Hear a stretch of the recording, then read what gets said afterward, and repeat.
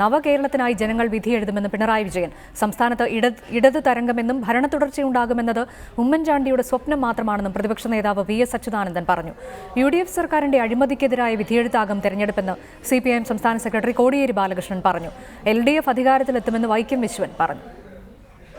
CPIM PB അംഗവും ധർമ്മടം നിയോജക മണ്ഡലം LDF സ്ഥാനാർത്ഥിയുമായ പിണറായി വിജയൻ RC അമല സ്കൂളിൽ കുടുംബസമേതം എത്തിയാണ് വോട്ട് രേഖപ്പെടുത്തിയത്. നിലവിലുള്ള ഭരണത്തെ തൂത്തെറിഞ്ഞ് ഐശ്വര്യപൂർണമായ നവകേരളത്തിനായി ജനങ്ങൾ വോട്ട് ചെയ്യുമെന്നും പിണറായി വിജയൻ പറഞ്ഞു. കേരളത്തിലെ ഈ തെരഞ്ഞെടുപ്പിൽ സംഭവിക്കാൻ പോകുന്നത് UDF വലിയ തോതിൽ നിഷ്കാസനം ചെയ്യപ്പെടും.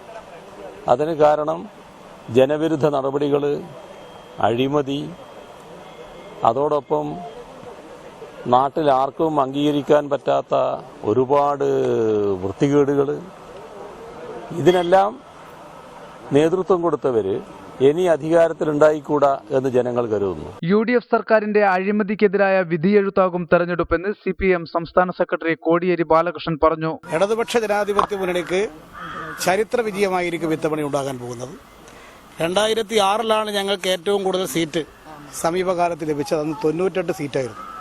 ഇത്തവണ 100-ലധികം സീറ്റ് ഇടതുപക്ഷ മുന്നണി നേടും എന്നുള്ള കാര്യം. ഭരണ തുടർച്ചയെന്നത് ഉമ്മൻചാണ്ടിയുടെ സ്വപ്നം മാത്രമെന്നും സംസ്ഥാനത്ത് ഇടതു തരംഗമെന്നും പ്രതിപക്ഷ നേതാവ് V.S. അച്യുതാനന്ദൻ പറഞ്ഞു. മലമ്പുഴ മണ്ഡലത്തിലെ വിവിധ പോളിംഗ് ബൂത്തുകൾ സന്ദർശിച്ച ശേഷമായിരുന്നു V.S.ന്റെ പ്രതികരണം. നല്ല തരംഗം ഓരോ പ്രദേശത്തു നിന്നും ജില്ല തോറും താലൂക്ക് തോറും സംസ്ഥാന വ്യാപകമായും ഇടത് തരംഗം വൻ വിജയം കരസ്ഥമാക്കുക തന്നെ. LDF അധികാരത്തിലെത്തുമെന്ന് LDF കൺവീനർ വൈക്കം വിശ്വൻ അഭിപ്രായപ്പെട്ടു. ഞങ്ങൾ 3 അക്കത്തിൽ തന്നെ വരും, വൻ വിജയം കൈവരിക്കും. Reporter, news desk.